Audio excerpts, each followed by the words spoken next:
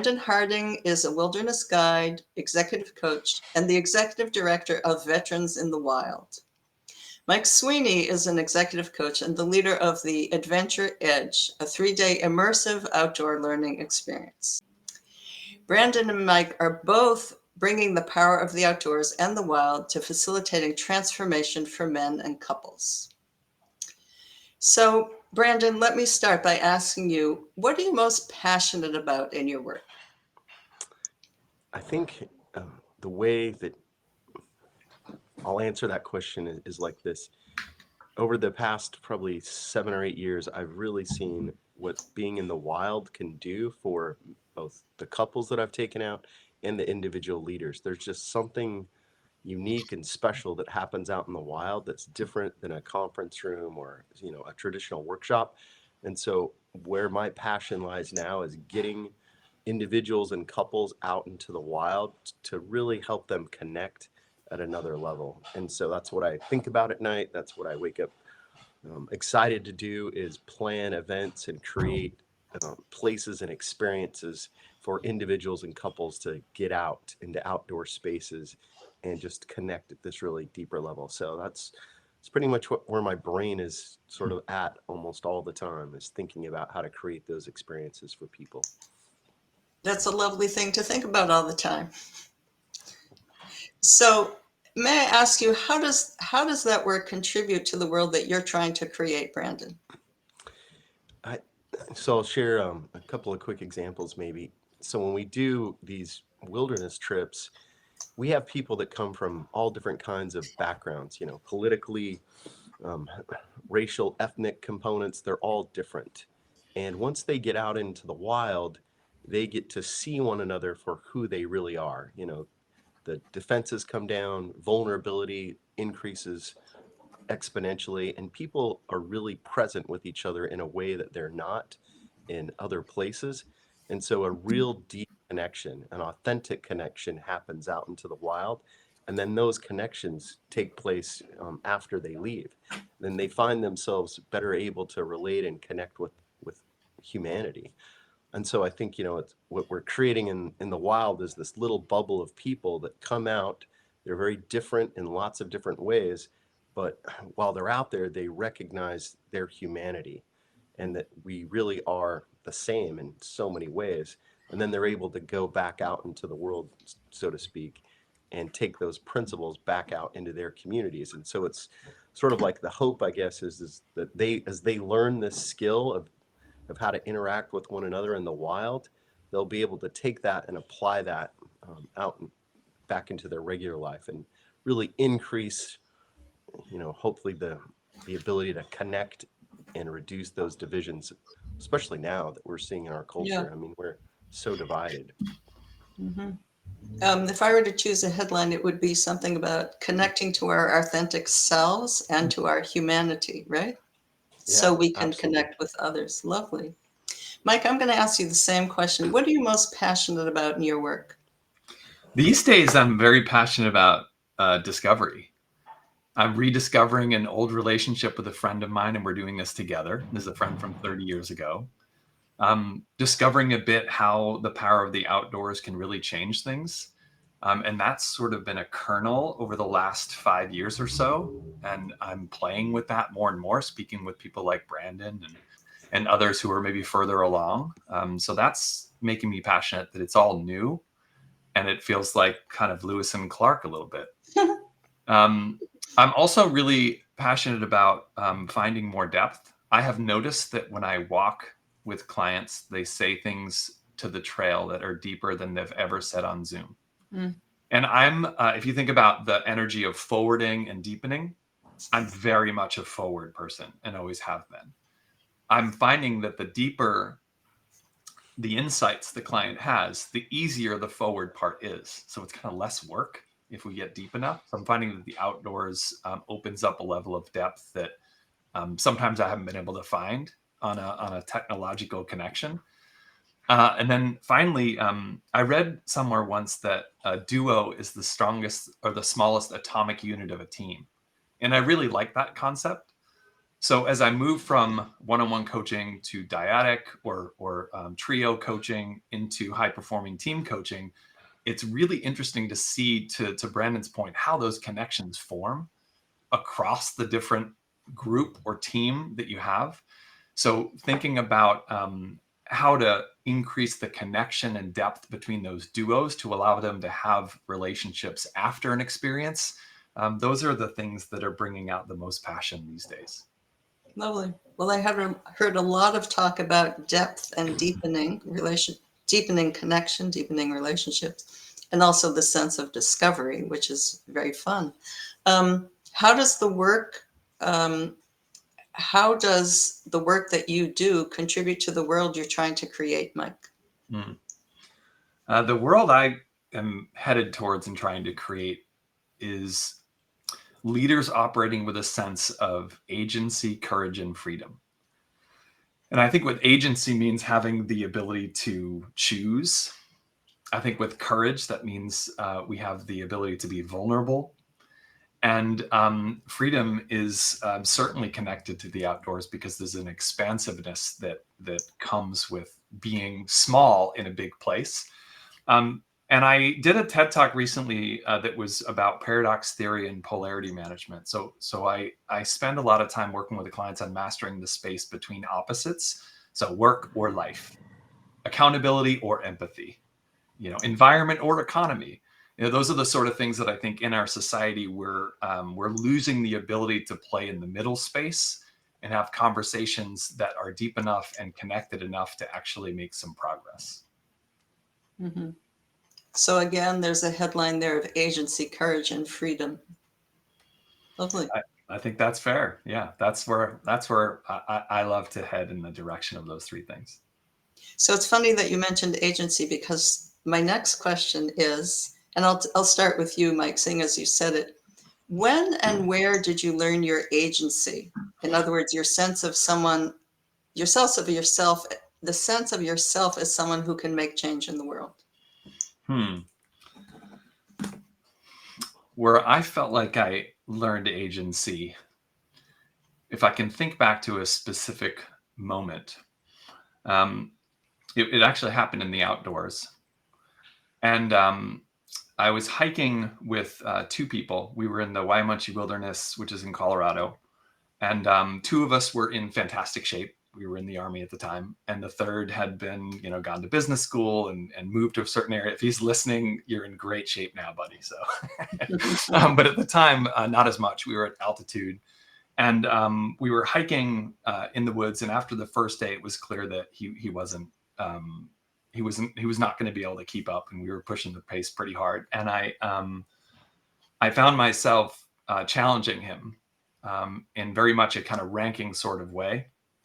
Like, do you want me to carry your pack for you?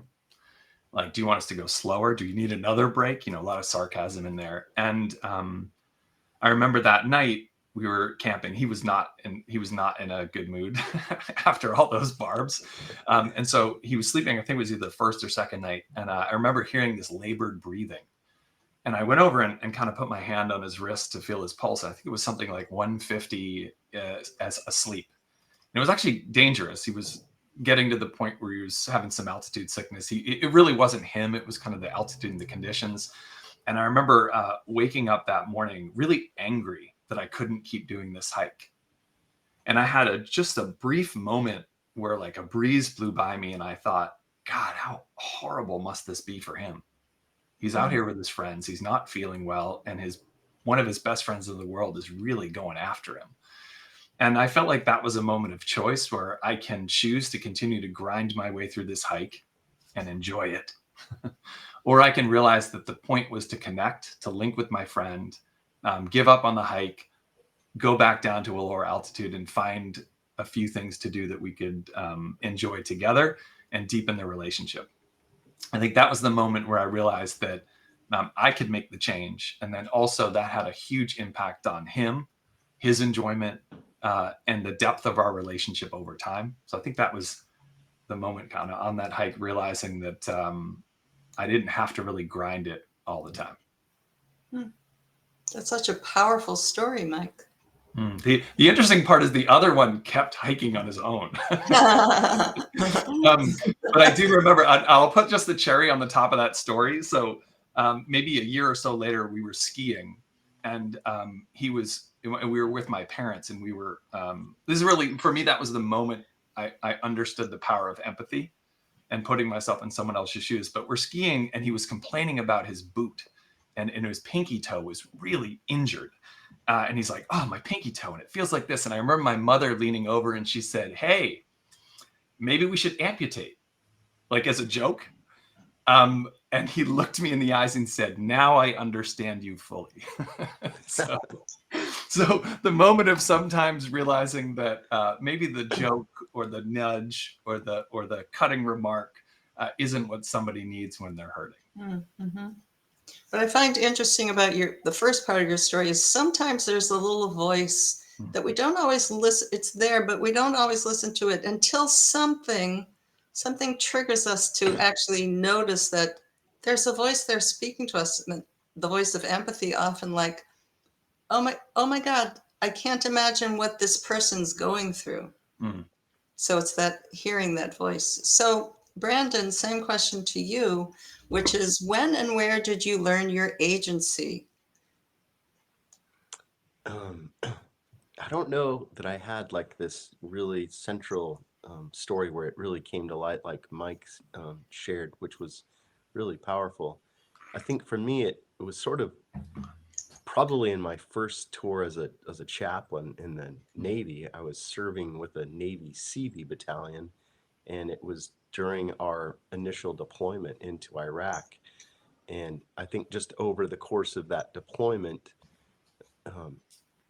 just working with individuals that were struggling with a variety of things in a very austere environment, just began to see that I was able to help people and help them get to a better place in their lives as we were working through sometimes some really difficult challenges in a combat environment.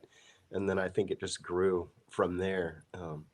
When I first started doing wilderness events back in 2004, it was there, just seeing like the way that we structured things and the way that we put things together, it had a real impact in people's lives. And so it wasn't, I can't think of like a clear story where it was like, aha, I have this ability to do this. It just sort of grew over time of seeing, especially like taking people into the wild and creating a structure where they could experience the wild in a different way. I think that's where it just sort of grew out of that. Yeah, right. And sometimes, I mean, it is gradual. We don't all have this this moment of epiphany where we realize it, but rather, as you were describing, that there's some gradual awareness over time that I am having an impact, that I can actually help people, right? Yeah. And I think where it really sort of hit home was I went on an outward bound trip. It was about 15 years ago, and it was fantastic. Like great experience. It was all veterans. It was folks who'd served in Iraq and Afghanistan. Most of them were still on active duty, as I was still on active duty. And it was just this great opportunity to be out in the wild. And then given my background of having been a chaplain and led lots of retreats and groups and stuff like that, there was an element of that was missing that I felt like it could have really enhanced the experience. And so later on, when we, with myself and a few other folks, developed the first sort of wilderness experience for Marines in North Carolina, we added those other elements, and that's where we saw the real big change come into play. And so I think it was some of those initial events in North Carolina with the Marine Corps where it really began to hit home, like, okay, we've created something that is special, that has a real impact in people's lives. Lovely. So as we talk about ourselves as being an instrument of change, how we use our presence, our self-awareness, and our insights to create a future outcome, I would like to ask you, how do you use yourself as an instrument to create the world you're trying to create? And Brandon, why don't I continue with you? So repeat the question one more time. I want to make sure I So understand it.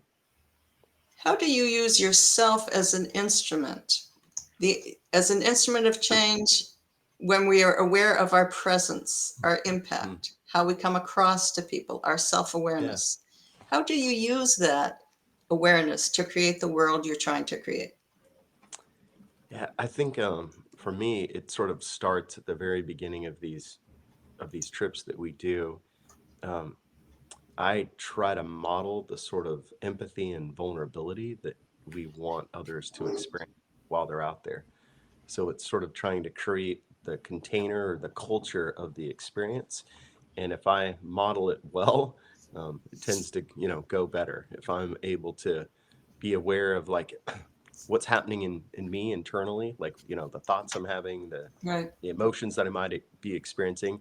And then if I can be clear about what I'm experiencing and model that level of sort of vulnerability, and then I'm going to trust the group as I, might share something or disclose something.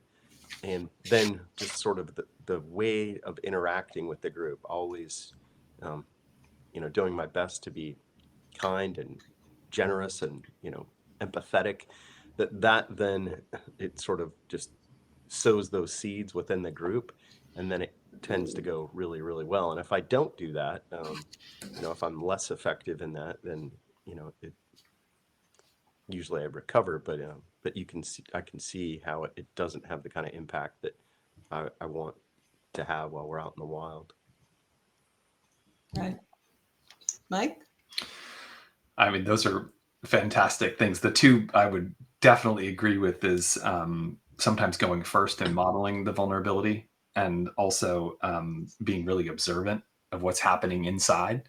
I struggle sometimes with designing experiences that I like, and designing experiences that are going to be effective for everyone. So I mentioned before, like, I'm typically a default forward person. So there's usually an outcome, like, what's your intention for this? And are we moving in that direction? Whereas some people like discovery and expansiveness. So I try to use what, myself, but also recognize that there's an opposite, like a paired set to that. So if I like structure, there's going to be somebody that likes space. So building in opportunities for both. Um, I know that I've gotten a lot of feedback that I can come off as intimidating. Like, maybe I'll look buttoned up, or I look serious, or I'll have like a resting, angry face or something. So I try to be playful. I mean, I've talked about this before with people that I often take a shoe off when I'm coaching, just so I can feel funny and be a little playful. So on the hike, sometimes let the silly side show up, let some humor come out. I do tend to bring a lot of energy. So I like to have moments where we can let some steam out, and we can be loud, because in the wild, you don't necessarily have to be quiet. You want to be respectful, but like, you've all seen the discussions in Dead Poet Society of the barbaric yawp. Like, we can get some volume going. And really paying attention to Brandon's point about what's happening in me and then what's happening in the group, really heightening all of the senses, so I can observe what's happening in the dyads, what's happening in the group as a whole, what's happening in me, and surfacing some of that at the right time to facilitate shifts when they need to happen, or different pairings when they need to happen.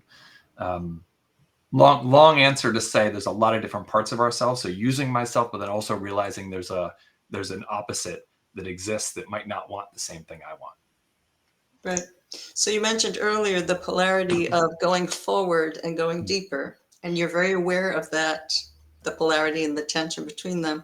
And I'm just wondering, it just occurs to me that what might appear intimidating is the going forward piece, sort of the drive of going forward. Does that resonate for you?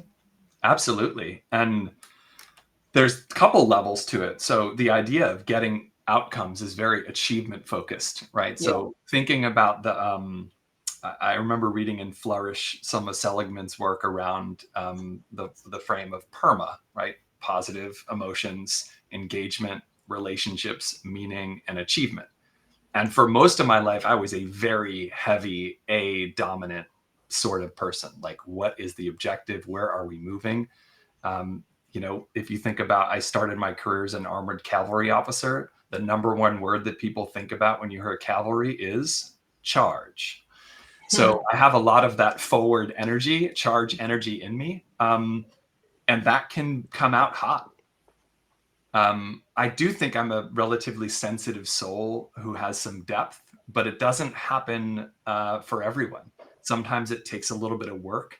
And I think that men after a certain age, at least I'll speak for myself personally, it's difficult making friends with depth. I have maybe one or two from each era. And so some of these trips are a proxy for having a group of people that like to do the things that I like to do. And I feel like some friendships grow from the intimacy that comes from a multi-day experience with people who have similar interests. A little bit of shared trauma with the toil of the hike, some shared aspirations, some shared laughter.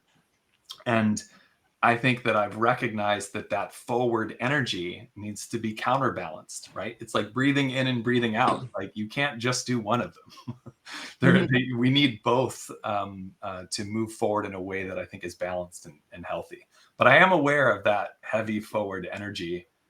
Like if there's a point in a room where we're 5 minutes left to go and we're not talking about action items, I notice some things that come up for me. Right.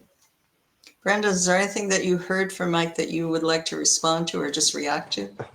No, yes, the part that he shared about laughter and being, having a little bit of mirth in the interactions, I think that is another great tool to sort of deepen the connection between folks. And one of the questions that we'll ask in one night around the fire, because a lot of times we'll have these fireside discussions at night, and they're fairly deep. We're getting people to respond to some very evocative kind of stuff that tends to go kind of deep for them. And so we'll mix that in with a question on one of the nights that'll be like, share an embarrassing story from your life. And as people like tap into that embarrassment and are willing to disclose something with the group, one, there is a tremendous amount of laughter. I mean, people are like just busting up, dying, laughing as they hear these stories that people share. But out of that, there's another level of connection that happens through laughter. There's some great research that shows that one of the best ways people connect is through laughter. So it's like the combination of lots of things. It's like Mike said, it's like the hardship of the hike or the physical activity, what we call the type 2 fun. That fun that it's not really fun in the moment. It's going up this really steep section of a hike with a heavy pack, and you're like, this is terrible. Why am I doing this? And then you get to the top and you see the vista and you get that sense of awe, and you're like, wow, this is amazing. So it's that type 2 fun mixed in, that arduousness of the hike or whatever adventure you're doing. And then, I think it is great to have that levity built into the group. One of the groups that I did over the summer with the Naval Academy, that was one of the hallmarks of this group, was just the amount of laughter that happened on that trip. There was just so much great levity that came in to this experience with them, and it really heightened their sense of connection. Sorry, there was just something that sounded like a truck. Was that in one of your? That was a motorcycle at full volume right outside my window. All right, got it. You use two words that I think are really powerful: mirth and levity. And I have this theory that they say that mirth is the emotion created in the moment of laughter, like that delightful reconciliation of some violation that, oh, now I get the joke. I have a theory that mirth, the aha moment from learning, and the awe moment when you see a big vista are the same sort of like joyful glimmer that we have. And I love that you brought up mirth and the humor. And I think that shared humor, especially around embarrassment or shame, I love that. I haven't asked that question, but I immediately thought of something that would be a really good one that I'm going to use for the next hike. So thanks for sharing that, Brandon. Yeah, you're welcome. The stories often end up with some element of a bathroom trauma of some kind. Why is it always that way? Brandon, your story resonated with me because in high school, I went to a high school where we went hiking all the time. And this was in another country, and I came from the US, and I couldn't understand, why are you all going hiking? this is uncomfortable. This isn't fun. It's hard. I'm not liking this. I'm not enjoying this. And then gradually I came to absolutely love hiking, to love the experience and feeling a deep bonding with my classmates. Yeah. It's the type 2 fun. There's a book called The Comfort Crisis. If you haven't read it, it should definitely be on your list. But the author just highlights all the important parts of getting outside of our comfortable life, especially in the United States, where every day our house is set to 72. We walk out to our car and jump in the AC, and we've got plenty of food, most of us, in our refrigerators. There's so many things that are comfortable, and learning to be uncomfortable is so good for your soul. So that's the type 2 fun is definitely an element that I think that creates the bonding. You think back, Mike and I are both military guys. I mean, I went to boot camp back when I was 17 years old, so many, many days ago. And in the military, there is always a physical component to the group dynamics and training. And it's because it does connect people. And so I'm not trying to make the experiences I do, like boot camp or going to ranger school or any of those kinds of things. We're not trying to break someone or really test them in a way that sometimes the military training does. But we do want it to be challenging. We do want it to be hard enough that they do have to sort of reach a little bit and push through a little bit in order to get the most out of the experience. I would sort of borrow what you said and actually say we also need to get outside of ourselves. Yeah. Because we're often focused here, right? Yeah, and get outside of not only ourselves but our heads. Yeah. I think there's something that it's I'd say 9 times out of 10, if I ask someone, a coaching client who is very intellectual, a question, I'll say, well, maybe where do you feel that in your body? The next 2 words are, I think, and I'm like, all right. when I'm outside, what does it feel like to be big is a very different conversation than in the box of a Zoom or even kind of at a coffee shop. So it almost is like a cheat code to allowing a little bit more expansiveness and embodiment when there's a sweat going, when there's a toil going, and when you're looking at an amazing vista. It's kind of hard not to get beyond the head. Yeah, we do a 1-word check-in practice after like big hikes and things that we'll do. So as everybody's standing in a circle, usually still with their pack on, and we'll have them do a couple of like really deep breaths, just like kind of like a, almost like a yoga type cleansing breath. And then the question will be, what are you experiencing in your body right now? And then share 1 word that describes what you're experiencing. So it really helps them get in tune with what's going on internally when we're on these hikes. Right. I think for most of my life, I would have answered, there's a body.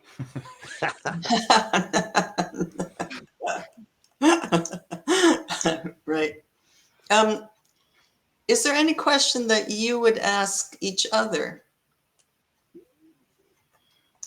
I'm really impressed and amazed at the theme of humanity.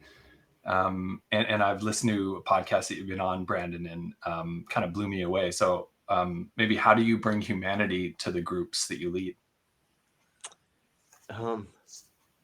That's a great question. I think it sort of starts from the very, very beginning of how we set it up. Like a lot of times when these groups first started, it was mostly military, active duty. And so one of the rules right up front was you could not refer to your rank or your position in the military on the event. You were Bob or Ted or Susan or Sally or whatever. And we always start off in a circle just to kind of level everybody out. Like we're standing in a circle. There's no hierarchy. There's nobody there that sort of outranks or is in a different leadership position. The guides were kind of leaders in a sense, but one of the people who came on a retreat with us a couple summers ago, he said the coolest thing that I liked about this was we were being led without I can't phrase it how he said it, but it was sort of like he was saying we were being guided without this really strong push. We sort of let it evolve. Hmm. So that's, I think, one element. And then we've collated some questions. We call them the connecting questions, that they start right from the beginning. So as we're driving out to the trailhead, these are, in some ways kind of classic coaching questions as well. But what they do is they start the group off sharing and talking about important things in their life. And many folks have commented, at the end of the event, they've said, yeah, when we drove out to the trailhead and we were talking about the things that we were talking about, they were like, I knew this was this was going to get real. We were going to get real with each other. And so I think that's part of it, is just creating the culture or the container that says, hey, we're going to be real with each other. We're going to be vulnerable. We're going to be intimate, because that's how we build trust. High performing teams, the lubricant that makes them high performing is vulnerability, or trust and vulnerability. Those two things go together to really create that dynamic. And so that's a part of what we're trying to do. So I don't know if that answered your question, but It does. It does. I mean, the tactics that you have around building that sense of vulnerability and humanity, especially with the rank, that's a big deal, Right. especially for people who have served. So thanks for sharing. Mm-hmm. I was just, go ahead. No, go. Yeah. I was thinking that for me, a metric of a successful design is exactly what you said. When the group feels like they led it themselves, Yeah. we're there in the background, and we allow that kind of their experience to emerge. They don't know that we've created the experience, or that we're sort of guiding from behind, but it's successful when they have a sense that they led it themselves, right? I feel like it's the difference between making it happen and letting it happen, right? Like creating the container for the good stuff to happen using the power of the outdoors without necessarily kind of grinding through an agenda. Right. And that can be, how much structure and how much space is kind of open for group discussion and redesign. Yeah, nice. Brandon, is there anything that's come up that you'd like to ask Mike? Yeah. I think I'm curious. I've heard a little bit about this, but I'm remain curious of when it sort of you noticed, Mike, that okay, coaching is different in the wild, and this is where I want to shift my emphasis towards. Yeah, when I noticed, there's a couple different points along the way. I think, when did I notice it was different, and when did I notice that there was something maybe that other people could get value from? I'll kind of go to one moment when I reconnected with the friend who I'm doing this work with now. He had just left the military, financially set, and had one of those I am jobs. I am a soldier. I am a doctor. I am a lawyer, versus I do this work, or I work in this place, or I consult with these people. So that's an identity job. And as he was redefining what he wanted in the next chapter, he was a little lost with it. I mean, he was totally fine and secure and happy, and temperature set at 72, but kind of didn't know what was next and what was emerging. And so he invited me out to ski, and we got on the chairlift, and we were skiing a little bit. Had a sense of toil. We're in the sunshine. We're outdoors, and I was doing just what you said, some standard coaching questions like, what do you feel like it's time for? Who are you now? Who are you becoming? What's important about that? Just standard coaching questions, but they were episodic and they built on each other. So like each chairlift ride became a little bit more reflection. I might ask a question, he would talk, and then would ski down and get to the end. And we did this for a week. Sometimes skiing, laughing and, up to thighs in powder. Other times, running into a tree. And we were rediscovering ourselves after 30 years or so, but also rediscovering what he wanted and what he longed for in the future. And at the end of the week, he said, wow, that was really, really powerful. And I kind of said with a grin, well, this is what I do. It wasn't the most humble thing to say, but he laughed a little bit, and he had done a ton of leadership development and a ton of outdoor work before. And we just started talking about, how could we invite other people into that powerful experience? And what is the combination of the outdoors and movement and coaching? And I went out the next year and we skied with another friend, and that became interesting because there were 3 of us, and there were, sometimes you'd ride with one and sometimes with the other. And really it was that ski trip and with a dear friend who was willing to be open and willing to get and answer some of the deep questions about what was coming up in the next part of his life. And that for me, I said, I could ski, I could be with great people, I could learn a lot about myself and about other people, and we could all help each other. It just felt like something I wanted to do more of and help more people experience. Thanks for the question. Yeah, thank Great you. question. Gentlemen, I'm thinking that maybe we put a bow on this here. What do you think? Sure. I feel good about it. I mean, I hope that we continue conversations down the road, but for this one, I feel nice and complete. Uh-huh. Brandon, you feel complete? Yeah, I'm doing great. Thank you. Absolutely. So we've come full circle because Mike, you came back to the sense of discovery, which you started with, and the sense of rediscovering ourselves, rediscovering connection, rediscovering what's possible. And what's possible in terms from Brandon's framing of humanity and connection, and sort of rediscovering that with other people. This has been such a rich conversation. Thank you both so much for sharing so openly with me and with our audience. Thanks so much for Thanks, having Abby. us, Debbie. Absolutely. And then we'll talk about continuing the conversation. Thank All right. you. See you all. Bye-bye.